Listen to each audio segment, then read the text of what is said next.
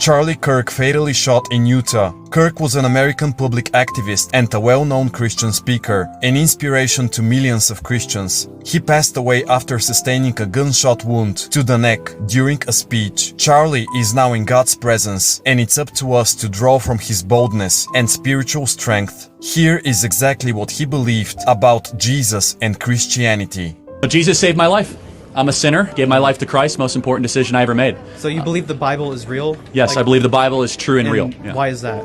Well, I could give you the technical answer. There's never been an archaeological discovery that has contradicted the truth of the Bible. And then, of course, the wisdom. There is not a truth of the Bible that if you apply to your life does not improve dramatically.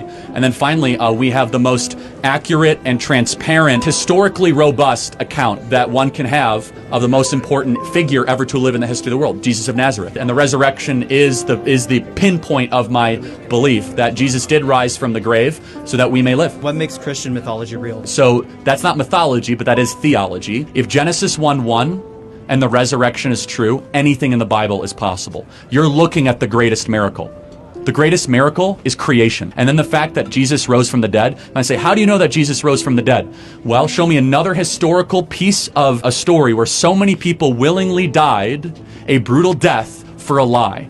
Every single person around him had everything to lose, and yet they went to the absolute death, from Paul to Peter to the half-brother of James, saying that Jesus is Lord, Jesus rose from the dead. Not to mention, if you were going to fake a story, you would not use female witnesses in the ancient world. In the scriptures, it said that the women were the first one to see Jesus Christ. If you're trying to fake a story, you would never do that.